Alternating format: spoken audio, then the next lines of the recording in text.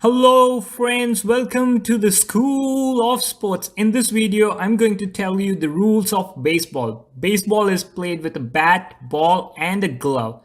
Now the bat is circular in shape, so it's hard to hit the ball where you really want to hit it. Baseball is played in massive stadiums and you would see 4 blocks on the baseball field.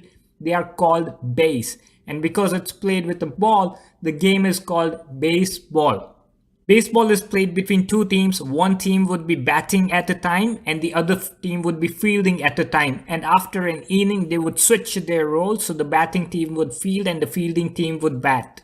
Baseball is played in a 90-degree area. So only this area would be used for playing. If the ball goes into any other area, it's not really useful. Now the basic purpose of baseball is pitcher throws the ball, batsman hits the ball in the playing area, and then batsman goes to first base, second base, third base and back to the home. That is 1 run. The team that scores more runs wins the match. Let's take a look at the top view. This is how it looks like from the top. This is a field. This is how it looks like from top. Let's cover some terminology. This is the pitching mound. This is a home plate, and then first base, second base, third base. So there are 4 bases.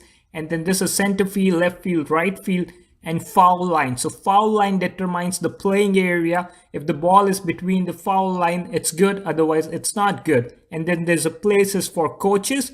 And if we look at the pitching mound and the home plate from this area, this is how it's going to look like. You have a pitcher and the batter and the catcher and the umpire. Pitcher's objective is to throw the ball to the catcher and batter need to hit it. Pitcher can throw ball from 70 to 95 miles per hour.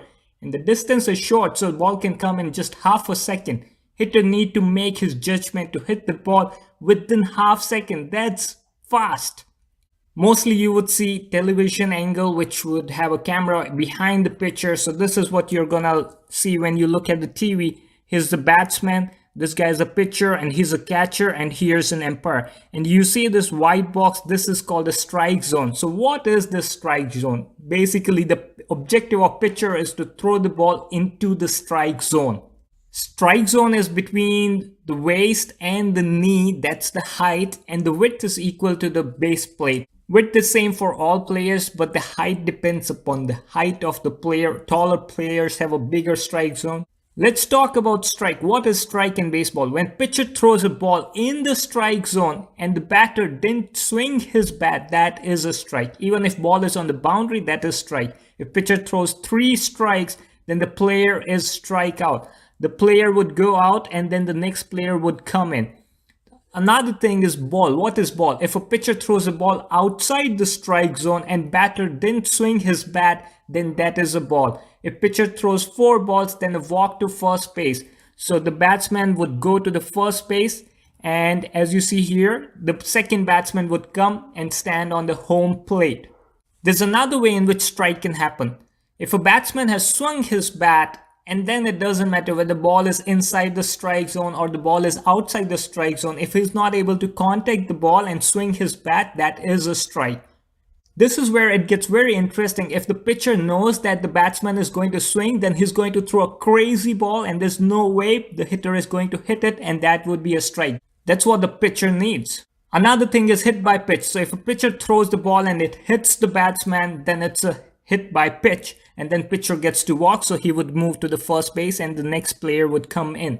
Let's talk about foul. So if a pitcher throws the ball, it hits the bat and then it goes into the non-playing area, that's called foul. So you see here the pitcher throws the ball and these are the foul lines. So area within the foul line is fine. If it goes outside, then it's a foul ball. So any of these shots, the ball would be a foul ball. So what is really foul ball? Is it a strike or a ball? It depends. It depends upon the situation. It depends upon the situation. If there's a 0 strike and then there's a foul, then that is counted as strike. If there's 1 strike and it's a foul, then it is counted as a strike. If you have a 2 strikes and then you do foul, it doesn't really count. So if you have a 0 or 1 strike, then the foul would be counted as a strike. If you have 2 strikes, then foul doesn't really mean anything. Let's look at a fair ball, the most fun part. So pitcher threw the ball, batsman hit it, and it's in the playing field. Anywhere in the playing field is fine. Even if ball lands in the playing field and then goes out, that is also fine. Once player hits the ball, it's a fair ball. he must go to the first base. He doesn't have any choice. He needs to go to the first base. Let's take a quick look of what we learned so far. Ball is in the strike zone. Batter didn't swing his bat. That's strike. 3 strikes is equal to out. Ball is outside the strike zone. Batter didn't swing his bat. That is a ball. 4 ball is equal to 1 walk. Batter swing his bat but was not able to connect with the ball. Doesn't matter whether the ball is inside the strike zone or outside. It is called a strike, and 3 strike is 1 out. If a ball hits the batsman, that is called hit, and in that case the batsman get to walk to the first base. If the ball strikes the bat and it goes into the foul area, then it's called foul ball. If a player has 0 or 1 strike, then the foul would count as strike. If a player has 2 strikes, then the foul would do nothing. If a player contact the ball and it goes into the fair area, it's called fair ball. In that case, the batsman must go to the first base. Let's talk about the ways in which a player can get out. So the first way is here: the pitcher threw the ball, batsman hit the ball, it's in the air, and one of the fielders caught the ball. In this case, it's out. If ball went high and player catches somewhere here, it's called pop out. But if ball goes like deep into the field and there's someone catches it, it's called as a fly out. Let's talk about put out. Pitcher threw the ball, batsman hit the ball, nobody caught it directly. Now the hitter must run to the first base. But before hitter runs to the first base, if a fielder can reach to the first base with the ball in his hand, then the player is put out. In this case, because fielder is close, he reached before the batsman, so he's a put out. Let's talk about tag out. So pitcher threw the ball, hitter hits the ball, fielder is coming to get the ball, and then runner is running. Now here, the fielder with the ball has 2 options. One, either he moved to the base, in that case it's a put out, or he can just touch the player who's running. So if a fielder has a ball in his hand and he touches a player who's running, then it's a tag out. Consider this scenario: pitcher threw the ball, hitter hit the ball, and then fielder got to the ball. Now in this case, you might be wondering, runner should be able to run to the first base. There's no way fielder can either touch him or he can reach to the first base, so he should be fine, right? But think about it. What if this player can reach to the first base and another player can throw the ball? Now the player is on the base, has the ball, and if they can do it before the hitter reaches first base, then hitter would be out. So that's what exactly going to happen here. He threw the ball before runner reaches there, so he's out. In case runner is able to reach to the first base without getting out, then what would happen is player 2 would come here and he would bat. In that case, we would say first base is loaded and second player is batting.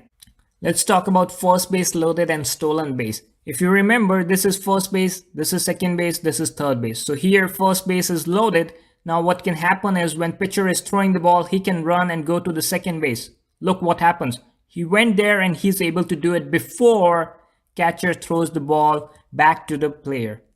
To prevent player 1 to move to the base second, they move the player to the first base. The reason they do it, because now in this scenario, pitcher can throw ball directly to the first base and player 1 would be out. So player 1 needs to reach out to the first base before pitcher throws the ball and the person on the first base catches the ball. Now pitcher has a second option, which is he needs to throw the ball to the batsman as well. So he need to make decision whether he need to throw the pitch or he need to throw ball to the base. So depending upon how far this guy is, if he's somewhere here, definitely he's out. So pitcher needs to be very aware of the surroundings. Let's take a look at the first base loaded, and it's a fair play. So first base loaded, you see a player over here and second player is batting. Ball is thrown, ball is in the air, and you would see player 1 is in middle of first and second base. Why isn't he middle of these 2 bases? Why he hasn't gone to base 2 is because if ball is caught, then he must return to his original position. If ball is dropped, then he can move to the next base. So he's standing here and waiting whether ball will be caught or dropped. If it's caught, then he need to come to original position. If it's dropped, he can move on to the next bases anywhere. The situation would be different if player is standing on some other base. If player is standing on third base, what would happen is he's going to wait until ball is caught, because now that ball is caught, he can move now.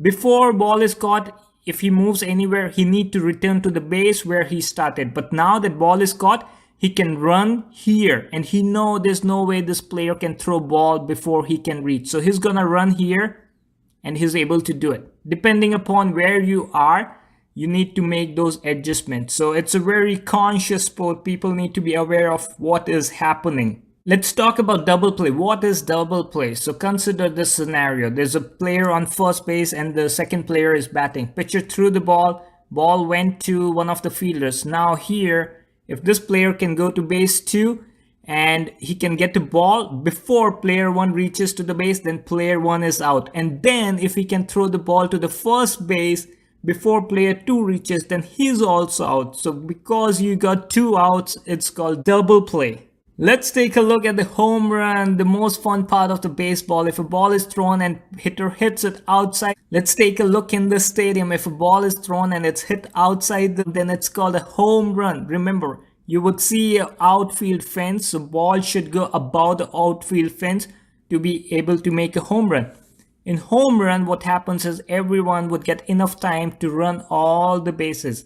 Here you see there are 4 players, and because everyone was able to reach to the home base, they would get 4 runs. If there were 2 players and a home run, they get 2 runs. If 3, 3, 1, 1.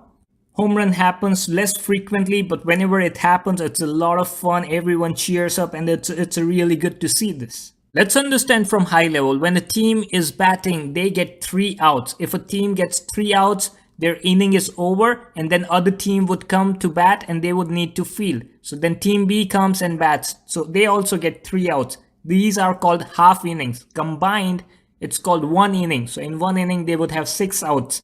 Another way of saying is in first inning, you have a top half and bottom half. In the top half, A team is batting and B is fielding, and then they would do the bottom half where B would bat and A would field. This would comprise of 1 inning. In the second inning, they'll do the same thing again. In the first or the top half, A would bat, and in the bottom half, A would ball. So they do this for 9 innings, and whoever has more score at the end wins the match. Here after 1 inning, the score is 0. After second inning, A scored 1, B scored 2, so the score is 1 and 2. At the end of 9 innings, they look at the score, so A has 5 points, A won the match. If it's a tie, then they keep on going one more inning until they have a winner. It's a long game. It's for 3 hours, and they throw on an average 300 pitches. So it's a lot of fun to watch baseball. It's a long game. A lot of things can happen. Now let's take a look at the real match. So how are you going to read a score if you're watching match on the TV? This is what you're going to see on the right bottom or the left bottom. So let's take a deeper look into it. So what is happening here? What does it really show? It's because it's the beginning of the match, the runs is 0-0. The triangle pointing upward is showing LAA is batting first. When the triangle is down, it's called bottom inning, and then NYY would be batting. 1 shows first inning because match has just started. 0 shows the out. So because there is 0 out, it's 0. They have 3 outs, and then inning would change. The first number shows ball, so if 1, 2, 3, and if 4 ball, they get a walk. The second number shows strike. If 3 strike, then the player is out. These 3 square boxes show the first, second, and third base. Right now, because match started, nobody is standing on the bases. In case if there's a player on first base, the first base is loaded, then you would see something like this. Let's say you open up your TV and this is what you're seeing. How to figure out what is going in the match. So if you see the runs, LAA is having 7 runs, so they are leading in the match. If you look at the triangle, it's bottom. So bottom inning means NYY is batting right now. LAA has completed their batting in the 7th inning. So 7th inning is going on. For NYY, they got 2 outs, so their last batsman is batting. If they get 1 more out, the inning would be over. The 2 shows 2 balls has been delivered to that player and 2 strikes. So he needs to hit the ball. If he get 1 more strike, this inning is over. On the bases, you see there's a first and second is yellowish, which means there's a player standing on first base and second base. Now, if the batter hits a home run, imagine the batter, the player on the first base, and the player on the second base, they would get 3 runs. So the NYY would have 7 runs. So it's a close game. Right now, LA is leading, but it's a close game. So that's how you can make it out from the scoreboard how the match is going. That's all from my side. I hope you liked it. Hit the like button, share it with your friends so that they can also learn. And if you want to learn about other sports, subscribe my channel. I keep posting videos about new sport so that people can learn and really enjoy the beauty of sport, the blessing to humanity. Thank you so much for your time.